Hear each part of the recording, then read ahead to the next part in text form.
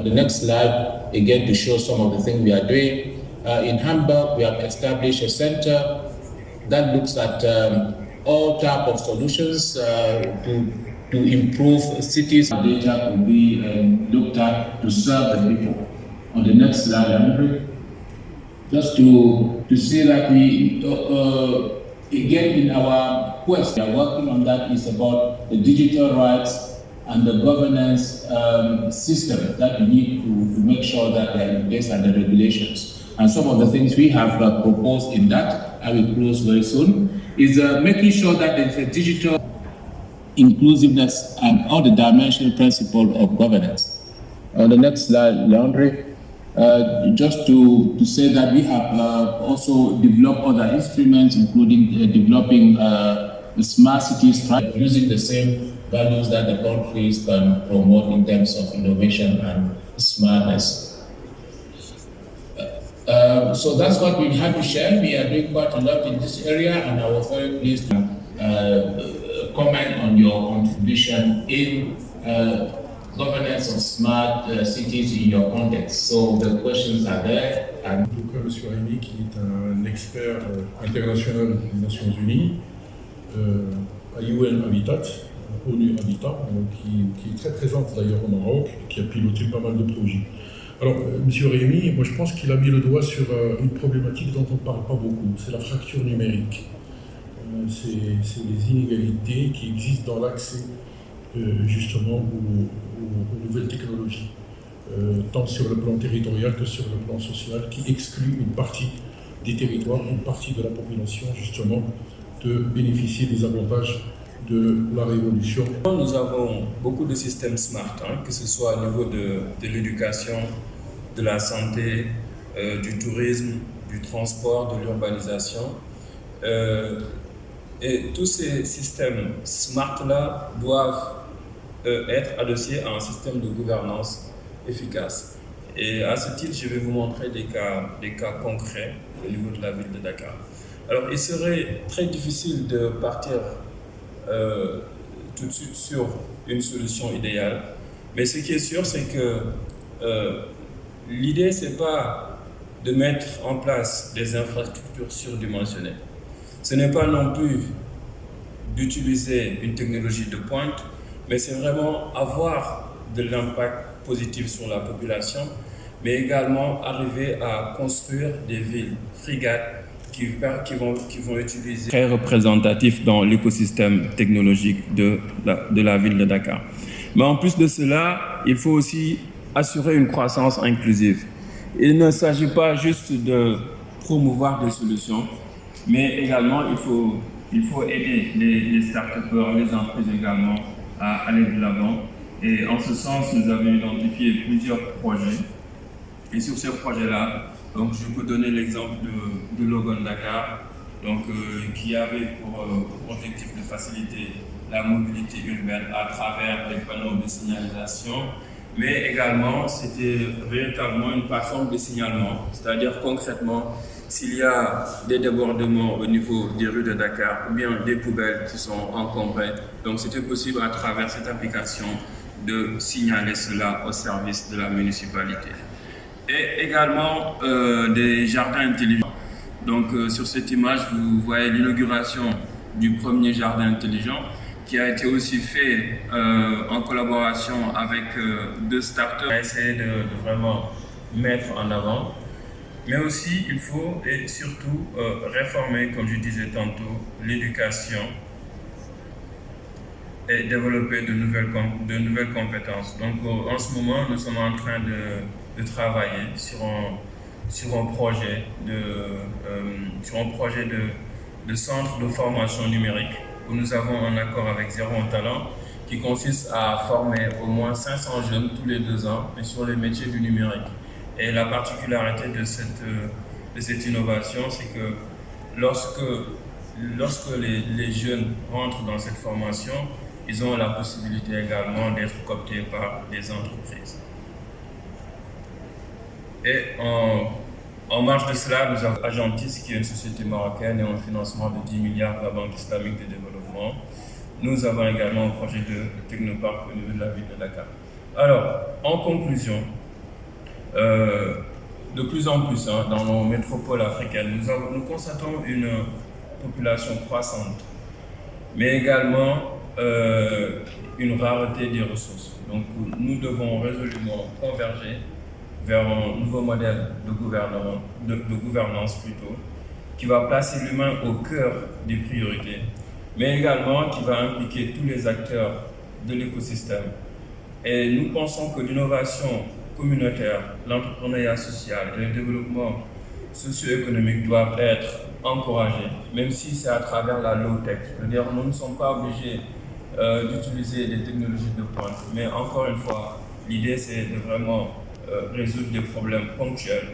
Et cela nous encourage à vraiment converger également vers la gouvernance agile. Parce que le problème qu'on a dans cet écosystème, c'est que tous les acteurs de l'écosystème n'évoluent pas à la même vitesse. Et le fait d'avoir une gouvernance agile comme on le voit aujourd'hui au Rwanda, cela permet de s'aligner sur la vitesse d'exécution, mais cela permet également de lever des blocages. Et enfin, je dirais que aujourd'hui, nous avons une opportunité.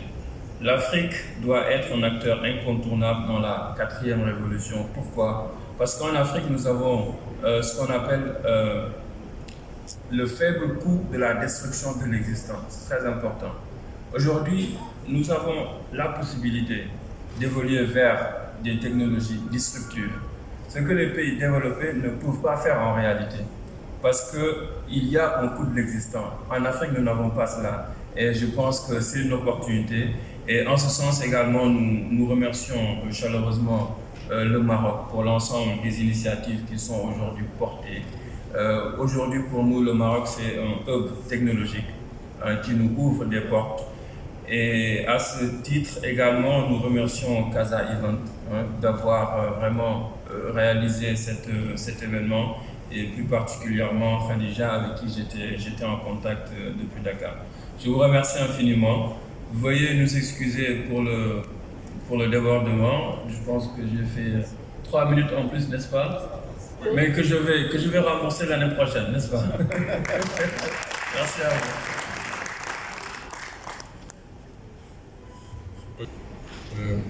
Moi, je n'ai pas voulu vous arrêter. En tout cas, merci beaucoup. Moi, je retiens cette idée de votre conclusion. L'Afrique doit être un acteur dans la 4e révolution, numérique. Bien, alors moi je pense que M. Daouda nous a présenté quelques projets, quelques actions phares qui ont été initiées par la commune dans laquelle il est membre en tant qu'élu, la ville de Dakar. La ville de Dakar, avec laquelle nous partageons quand même pas mal de problématiques urbaines. Des problématiques qui sont spécifiques aux grandes métropoles africaines et les pays du Sud. Voilà, donc moi je pense que nous sommes arrivés à la fin. Nous avons consommé les 60 minutes de ce panel, mais je ne sais pas, je demande aux organisateurs, est-ce qu'on peut prendre 2-3 minutes pour peut-être prendre une réaction? De vous présenter et de poser votre question. Je dis on smart nation, pourquoi pas. Voilà, merci. Dans toute initiative de politique publique. Parce que finalement, c'est le citoyen qui va après utiliser le service. Donc cela ne peut pas se mettre à disposition directement un service smart, mais également de faire sous forme de POC, sous forme de petites itérations pour tester, pour voir également comment les utilisateurs accueillent l'initiative. Et enfin, des services diversifiés, chacun pose une problématique spécifique.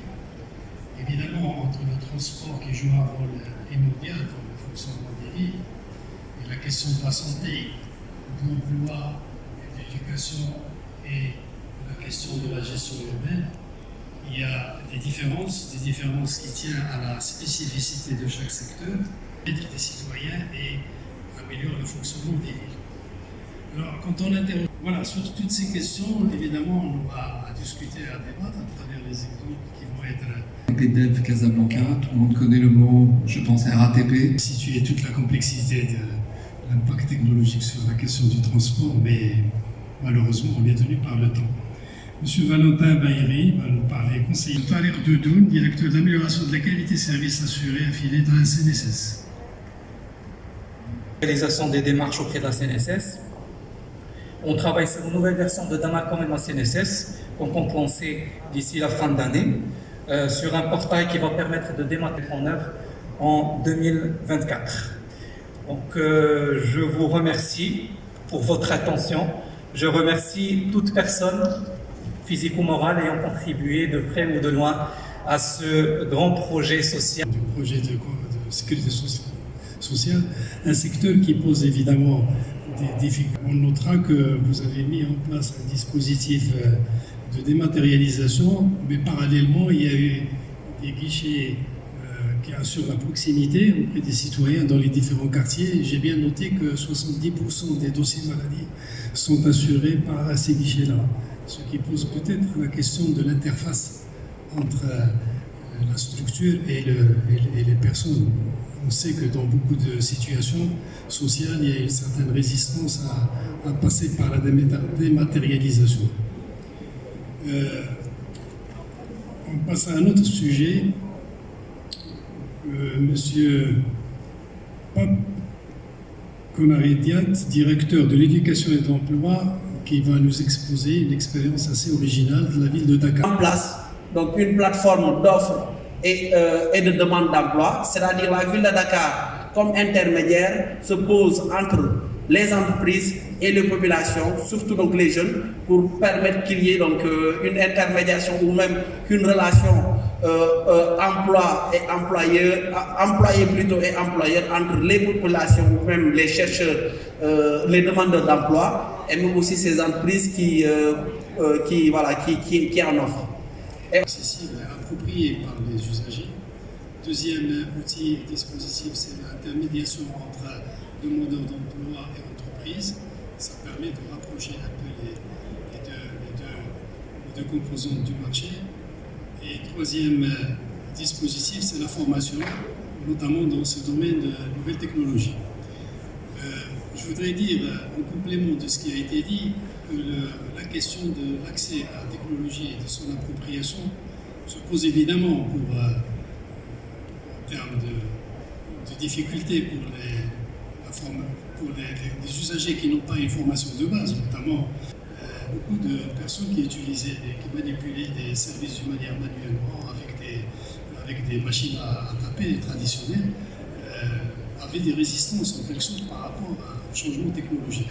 Donc le changement, il y a une espèce de résistance par rapport au changement technologique qu'on retrouve un peu à toutes les strates de la société. Aujourd'hui, on le constate au quotidien, les jeunes qui sont nés dans les années 2000 ont plus une capacité à maîtriser les nouvelles technologies que les jeunes avec ce qu'on a entendu jusqu'à présent, puisqu'il s'agit d'une ville nouvelle, en développement. C'est la ville de Massagon et j'appelle M. Ahmed Al-Aqil. Monsieur Al-Aqil.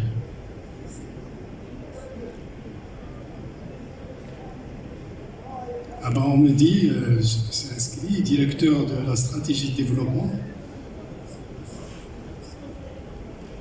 Non, c'est bien le système de service Smart, je l'ai. Ça et vous, il y a écrit, tout ça, vous venez après. Monsieur Aqil, il est absent peut-être. Ah ben s'il est absent, je vous cède la parole. Mais en tout cas, les organisateurs m'ont communiqué la liste des participants avec monsieur Aqil. Donc on va passer à autre chose. Donc, je suis Tarek Saïd, spécialiste de médecine du travail. Donc c'est un autre domaine. Président, donc, je disais tout à l'heure que je suis médecin. Je ne voulais pas me présenter en tant que médecin pour ne pas passer des messages qui devraient être compris en tant que domaine médical. J'interviens au nom du centre, bien sûr, de l'innovation technologique de l'Université Hassan II. Je représente l'entreprise Forest. L'objectif de ma communication, c'est surtout de parler de la coordination politique, institutionnelle et technique en termes de digitalisation et donc par rapport à une smart city. La cible de mon intervention, c'est les décideurs politiques, bien sûr, les responsables d'achat, c'est les donneurs d'ordre, c'est les producteurs, distributeurs et intégrateurs de solutions, c'est la communauté de recherche et développement et les acteurs de la société civile et influenceurs. Par rapport à la thématique, ma légitimité, c'est que très tôt, je me suis intéressé au système d'information. J'ai élaboré une première solution en 2005, c'est un ERP. J'ai également livré en 2022 une solution de recherche scientifique, c'est une base de données de référencement. Et actuellement, avec un partenaire portugais, nous travaillons sur une solution qui apporte et qui fait notamment des caméras de surveillance un moyen de profit. Et donc, ça sera plus de l'économie d'énergie plutôt que ce soit une charge comme ça a été toujours le cas. Pour un petit peu donner la légitimité à ma pensée, qui n'est pas totalement dans ce sens, mais c'est plutôt une vie conceptuelle de gouvernance, mais basée sur une approche terrain, je rappelle les différentes révolutions qu'a connues l'humanité, qu'on implique par les X.0.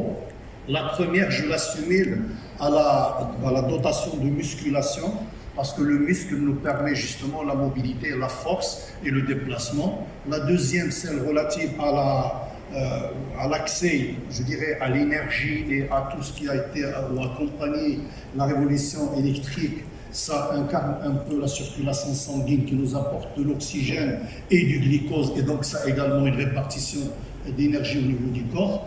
La troisième révolution de l'automatisme, elle est assimilée au système nerveux qui permet justement cet automatisme et ces réflexes que nous pouvons trouver au niveau donc de l'industrie. Et celle d'aujourd'hui, c'est celle qui va doter quelque part l'humanité de ce cerveau qui est doté justement de cette mémoire, de stockage d'informations, de connectivité à travers l'équivalent des organes. Et si on se demande sur ce point-là, on se dit, mais qu'est-ce qui a manqué par rapport à cette similitude, par rapport au corps humain? Eh bien, vous allez trouver que le squelette en fait défaut.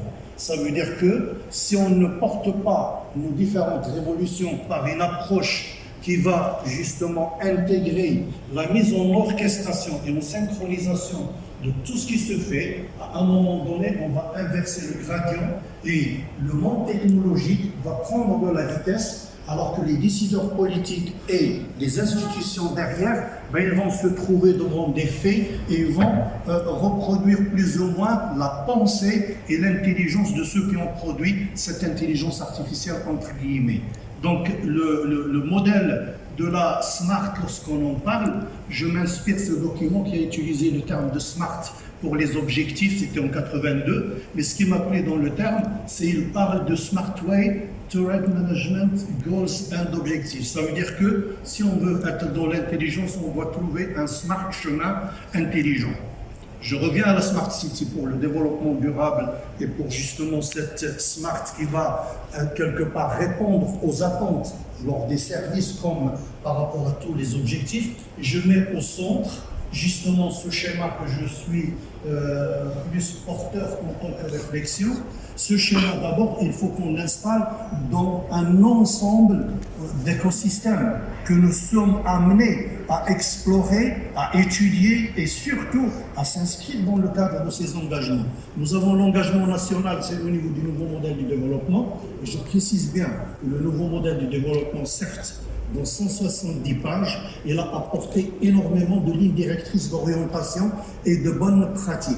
Mais ce qui est essentiel dans ce nouveau modèle de développement, c'est sa doctrine au centre qui met le trio pouvoir public, pouvoir privé et la société civile, par les partis politiques, les syndicats, les ONG et tous les acteurs qui peuvent contribuer. C'est ce trio, lorsqu'il se met en harmonie et en fonctionnement synergique, c'est là où le modèle donnera ses résultats. Quant aux bonnes initiatives, bien sûr, ne seront que d'une grande valeur ajoutée pour qu'on puisse apporter le PIB qu'on espère et qui va justement faire cette avancée de développement.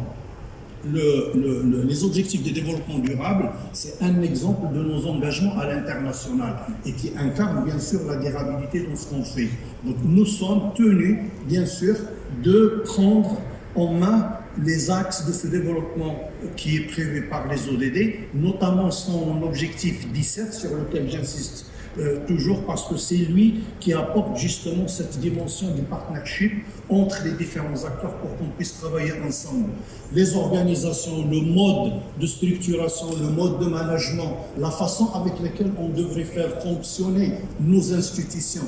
Dans le monde d'entreprise, on parle assez souvent des ISO 9001 et ce qui en va, mais au niveau même des organisations publiques ou institutions, nous sommes tenus d'être dans ce volet et de le pouvoir travailler. Et enfin, la technologie, c'est justement tout ce qui se fait, elle doit porter cela. Il y a un schéma qui incarne tout ça, je vous le laisse, on peut l'expliquer quand il le saura. Merci.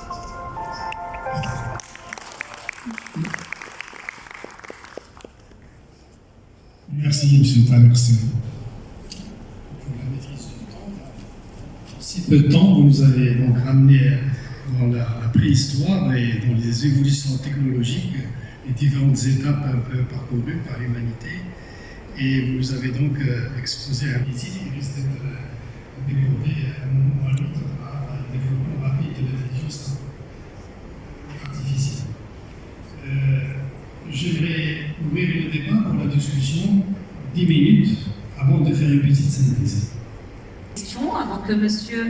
Fethullah Debi puisse faire la synthèse pour clôturer ce cercle et qu'on puisse passer au 6e et dernier cercle de ce congrès. S'il n'y a pas de questions dans la salle, je vous suggère de faire la synthèse, puis on vous invitera à prendre une photo de groupe avant de... Casablanca. Je pense notamment à l'organisation du secteur informel. Nous avons également des témoignages sur des secteurs que je dirais... Intéressé au 6e et dernier cercle du programme de la 7e édition du Congrès international Casablanca Smart City. Ce 6e cercle va porter sur le système d'écologie, environnement et développement durable. Oulidi, professeur